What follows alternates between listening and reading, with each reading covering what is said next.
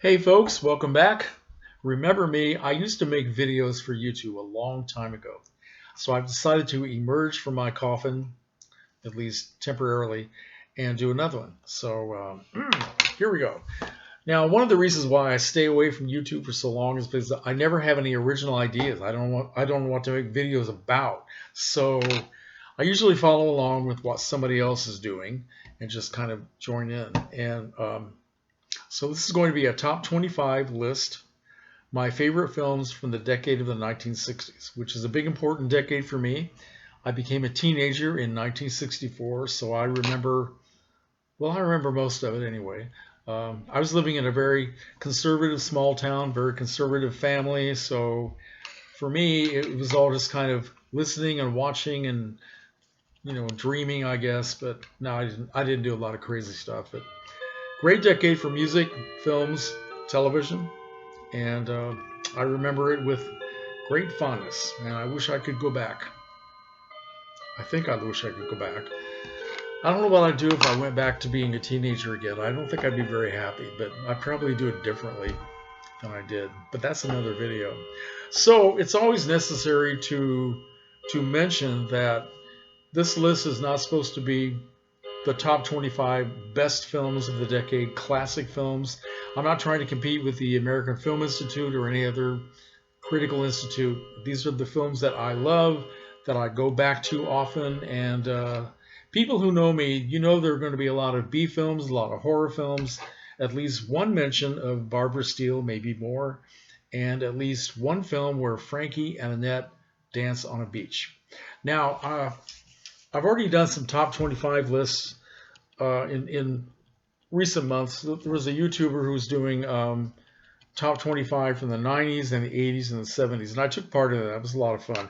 Now I'm doing this following along my friend Solitary Ronin of Solitary Ronin Films, who is doing almost every decade. He's done for the 60s, the 50s, and the 40s, and I think he's going all the way back to the 1800s or something like that. But so I'm following his lead, and thank you, Ronan, for giving me this idea to emerge from my coffin. And let's get started. So put on my goofy glasses. Oh my God, I look terrible.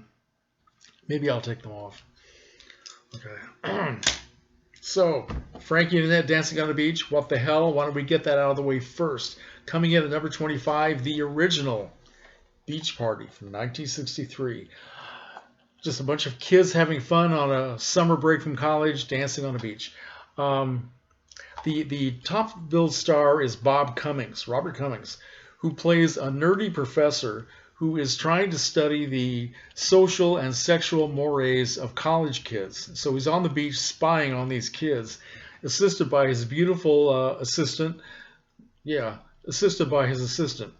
Dorothy Malone, who wishes that the professor would stop thinking or studying sex and maybe actually try doing it. But anyway, they discover Frankie and Dee Dee, Dolores, who are college kids who rented a shack on the beach so they could be alone for the summer. What Frankie doesn't know is that Dee Dee, played by Annette, of course, has gotten cold feet. She doesn't want to give up her virtue. She's afraid to be alone with him, so she invites their entire friend group, the entire gang, to spend the summer in their shack with them so they can be miles apart. So the usual angst, frustration, blah, blah, blah. Some good music in the mix. Dick Dale and the Deltones, classic surf music, and it's just a lot of fun. And it spawned a franchise. I think there were like 5 films after this, and most of them were directed by William Asher, and Frankie and Annette are just classic stars. You've got to see this. All right. Next up, from 1960, I don't have any other westerns besides this one on my list, even though I was a big western fan back then. Went to a lot of western movies with John Wayne, all those other western people, and I love TV westerns. But this is the only one that I have on my list. This is The Unforgiven from 1960, directed by John Huston. Great cast of actors. We have Burt Lancaster, Audrey Hepburn, Audie Murphy, Charles Bickford, John Saxon, and Lillian Gish. And this is a movie, not really your normal Western story.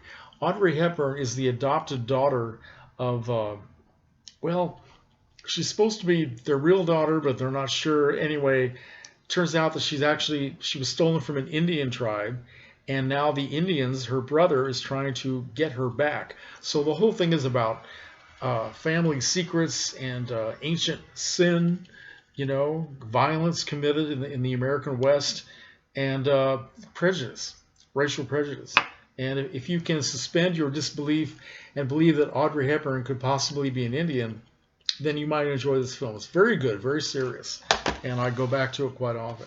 Next up is a film that's kind of obscure, from 1961, A Cold Wind in August, starring Lola Albright, who's best known for being a TV actress in the TV series Peter Gunn, and a young actor named Scott Marlowe, who is playing a teenager in this film. She is a beautiful professional stripper, burlesque dancer, very successful, gorgeous, living in New York City.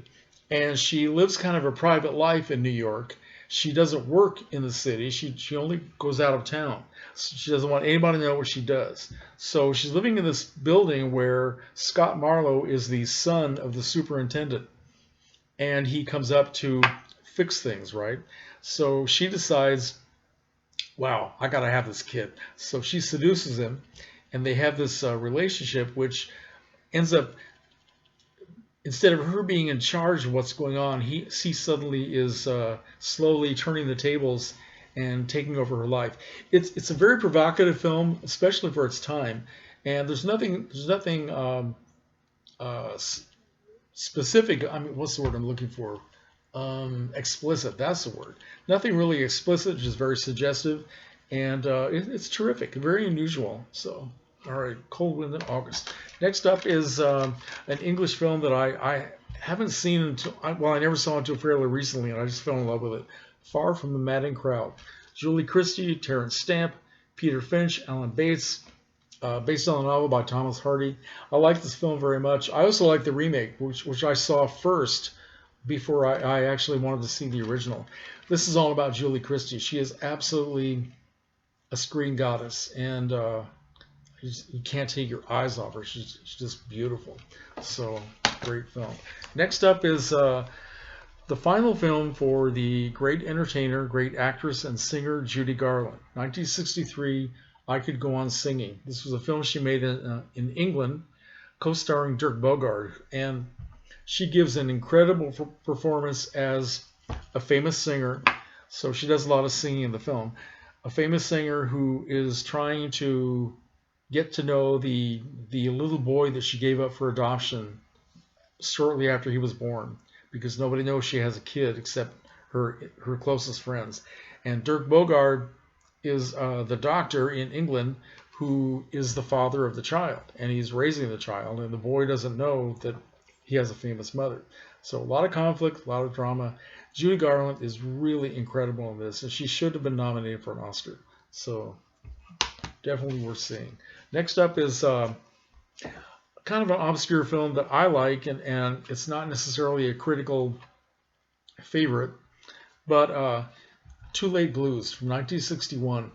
This is directed by John Cassavetes, his second film after his film debut Shadows, which really was an experimental film that he was making with his acting class that was released as a feature. But then he got a chance to work for the studios, work for Paramount, and he made this film in the studio system.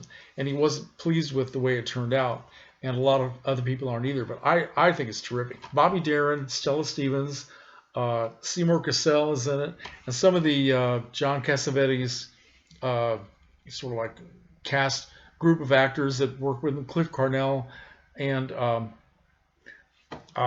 it's all about jazz musicians. The music is composed by David Raxon, who has done a lot of film music, and the music in this is just beautiful. And it's not really jazz; it's just beautiful, dreamy music. And Cassavetes wanted his wife Jenna Rollins to play the leading lady part, but the studio forced him to take Stella Stevens, who was really excellent. I mean, Jenna could have done it, certainly, but Stella Stevens is very, very good in this. And good acting by Bobby Darin as well. So, yeah, I've always liked this. Too Late Blues. Next up is, I had to have one Hammer film on here. So I picked my #1 favorite Hammer film, and that is Kiss of the Vampire from 1963, which takes the interesting premise that vampirism is a cult. That excuse me, a cult that you join. You sort of like being a Moonie or something like that. But I like this a lot. No big stars as far as Cushing and Lee and people like that, but very good imagery and very well done. Right? Speaking of Cushing and Lee, I had to mention them once. And this is not a Hammer film. This is an Amicus film, but it's one of my favorites, The Skull from 1965. And this one is, to me, it's superior over almost every other Hammer or Amicus film in that decade in the way it was done. It's like a meditation on horror films, on how to make a horror film. And it's all about this skull, which is supposed to be the actual skull of the Marquis de Sade. And Peter Cushing is a doctor, professor, collector who just becomes obsessed with the skull. The skull takes over his life. Christopher Lee, who was formerly obsessed by it, tries to help. It's a very good film. It's great, always great to see those two guys together. And next up is, okay, now I'm going to lose my audience. This is one of the lowest of the B films, made for a total of $38,000, and it looks like every cent was put into it. Directed by Ray Dennis Steckler, The Incredibly Strange Creatures Who Stopped Living and Became Mixed Up Zombies. I love this film my entire life, and a bunch of musical performances, all of which are really bizarre and not terribly good. And the zombies don't do much until the very end of the film, and then they just kind of take over. And it's a combination of funny, strange. It's like walking into another universe. And Ray Dennis Steckler, in his movie persona, Cash Flag, is the star of the film. All right, next up is Pretty Poison from 1968. This is a film that I didn't discover until rather late in life. Tuesday Weld and Anthony Perkins in a film where Anthony Perkins is playing a guy who is mentally disturbed, has just recently come out of a mental institution trying to establish a normal life, and he meets a beautiful young teenager played by Tuesday Weld, who was too old to be a teenager, but it works, and she turns out to be more messed up than he could ever be. And it's a very interesting film. The film disappeared very quickly and didn't do very well because Tuesday Weld was unhappy making it. She hated the director for some reason, and she wouldn't do anything to promote the film. So it didn't play very much, and but it's starting to get an audience. And this is a Twilight Time release. They do such good work. They did such good work. Yeah, all right. Pretty Poison. Next up is my favorite musical of that decade, West Side Story, which I guess the same on both sides. Anyway, yeah, I still am affected by this when I watch it. And I love everything about it. I love all the music. I love the actors. I love the stylistic way it's filmed. It's sort of a mixture of stylized choreography mixed with a lot of realism, especially toward the end. Now, a lot of people object to the casting of Natalie Wood as a Puerto Rican. I think she's wonderful. To me, she can do no wrong, and I just love it. And as long as we're talking about Natalie Wood, let's talk about her Oscar-nominated role for that same year, 1961, Splendor in the Grass, in which she co-stars with Warren Beatty in a beautiful, emotional story of these two young kids who are so incredibly in love with each other that they just want to be together, but the world they live in, the adults who control their lives won't allow it to happen, and it ends up in tragedy. But at the end, it's, goes back to life. And once again, Natalie Wood. This is a compilation for Natalie Wood films, and she is a big favorite of mine. I love her. All right, next up is let's go to Italy, and let's get a genuine classic film, which is on probably everybody's classic list, and that is Fellini's 8½.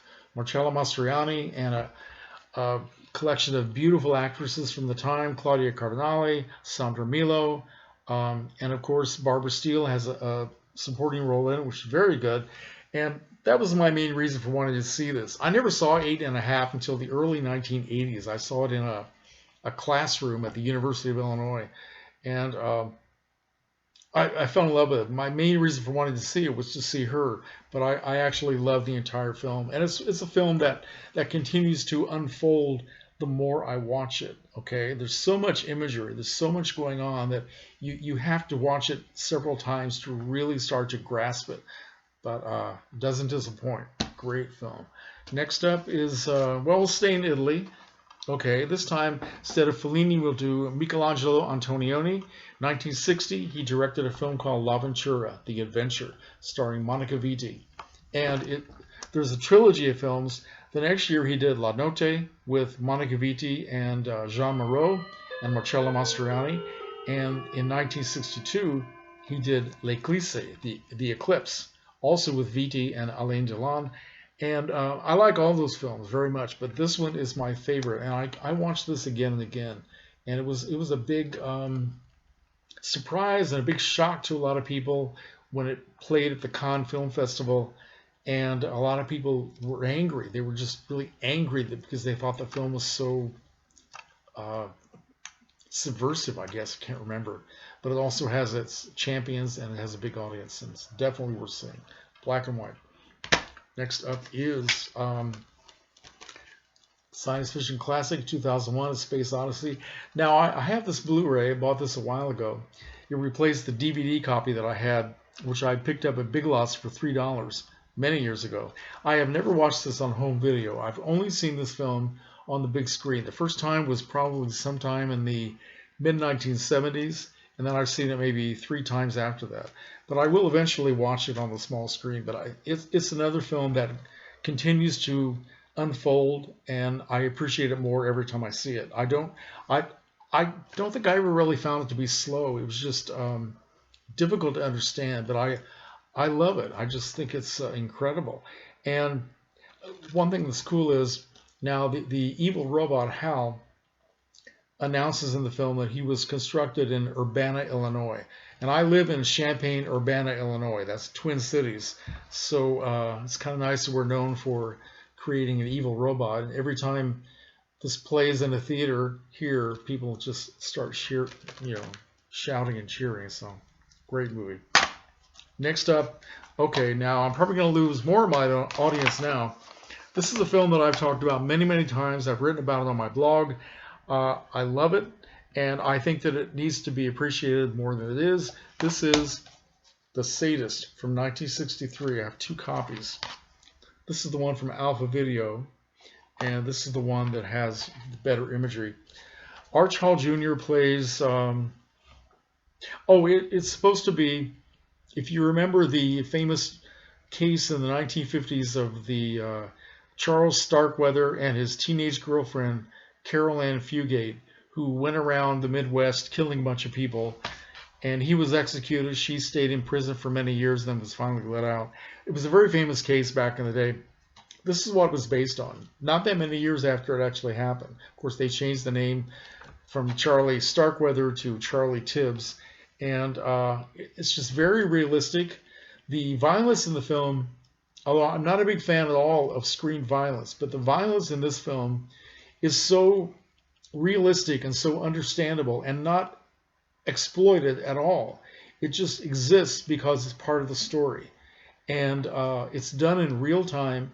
And Arch Hall Jr. was well, not really a professional actor at all. He was only doing this because his father was the producer. And it was directed by a guy named James Landis. And the cinematographer was Vilmos Zsigmond, who also did the cinematography for The Incredibly Strange Creatures. I forgot to mention that. He began his career in these low-budget films. But this has amateur actors and people who didn't have a lot of experience, and it just works. It's a very good film that I think should be appreciated more. Okay? All right, next up is, this is classic horror film. I love it. Rosemary's Baby. directed by William, no, not directed by William Castle, produced by William Castle, directed by, what's his face? Who is that guy? I just forgot the name of the director. It doesn't matter. Roman Polanski, starring John Cassavetes, Mia Farrow, Ralph Bellamy. Yeah, I always get drawn into this when I see it. Okay, and I remember seeing it in the theater and not being able to move, not being able to say anything, and my girlfriend and I watched it again all the way through, as we did this film the following year. Easy Rider, same girlfriend, same situation. I love this movie, still do. I like this more as I get older because I have more of an appreciation of Dennis Hopper as an individual, as an actor, as a director, as an image from this era. The guy was just incredible. Peter Fonda, Luana Anders, lots of great music. Yeah, meant a lot to the people in my little generation. Next up is another classic horror film, The Haunting, directed by Robert Wise, Julie Harris, Claire Bloom, Russ Tamblyn, Richard Johnson. Again, I never failed to be affected by this. It is absolutely one of the best, most creative, most creepy films, the creepiest film ever made, and black and white cinematography, and it should be seen by more people. What's wrong with you? Next up is a Rock Hudson classic. He didn't direct it, but he was in it. Seconds. 1966, which is directed by John Frankenheimer, and it is, like my friend James Higgins, whom I'm very honored to have turned on to this film. James has classified this as like being an extended episode of The Twilight Zone, and that's a perfect description.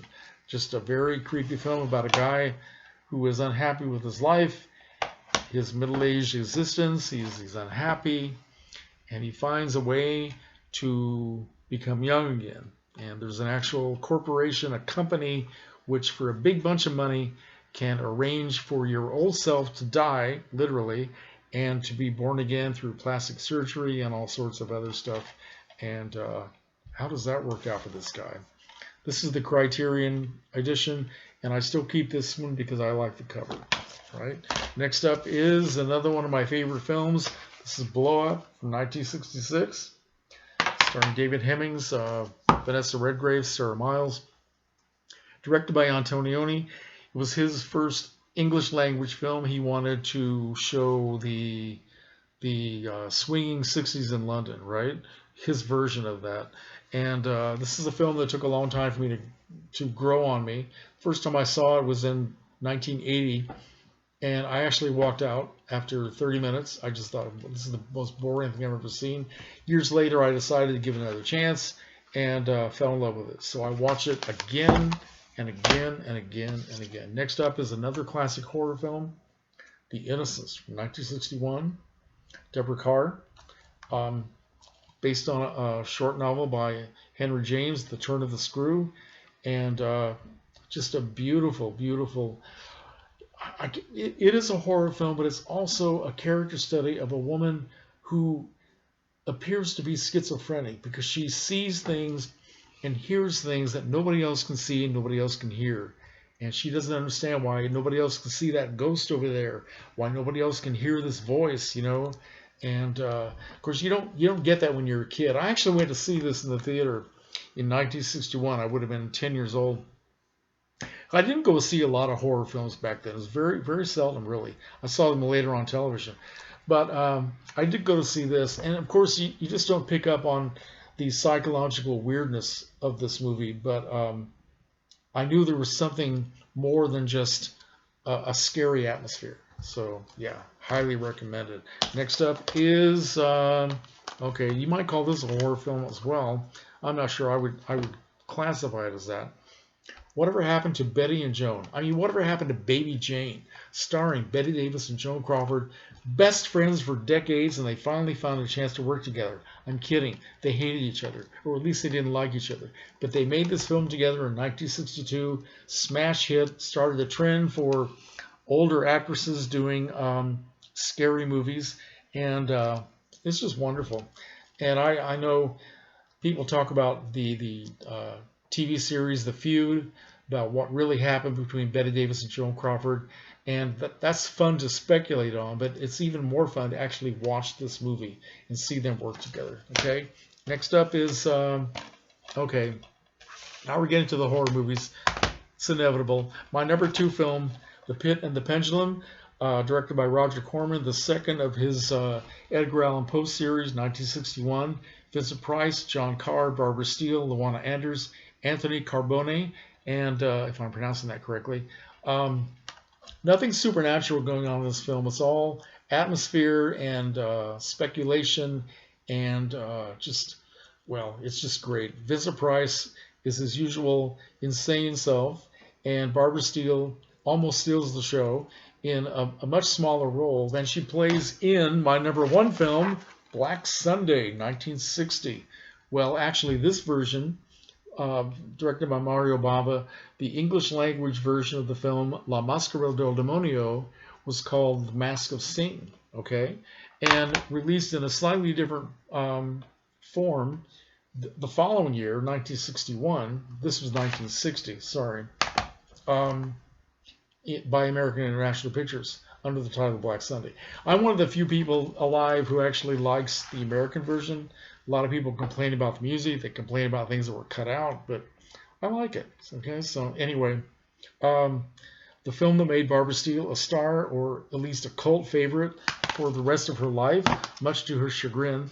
But it's a great atmospheric film, which has been imitated by so many other films that the shocks in this film are no longer shocking because you've kind of seen it all before. But when it came out, it was pretty notorious for being more violent than other horror films of that time. So it set a trend, and yeah, great film. So that's my list. I told you there was going to be some horror movies. Sorry. Anyway, okay, back to the coffin. As usual, comments are welcome, and I'm glad you joined me. Thank you very much. I will talk to you soon.